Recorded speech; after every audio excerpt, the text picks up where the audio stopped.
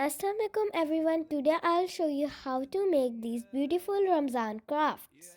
To make it first you need a color sheet of any color you like. Glue, scissor, pencil and scale. First fold it like this and cut the leftover piece. Now draw lines on both sides of triangle like this. Draw these lines again and again until you get this pattern. Now cut the lines from one side. Don't forget to leave a little gap before the center point while cutting. Now repeat the same process on the other side. Then open it or paste glue on both sides like this. Now tilt it at the back side and paste like before. Keep tilting and repeating this process until you make it like this. Now it is ready. You can make it in different colors and sizes that you like. Now it's time to hang them in my Ramzan corner.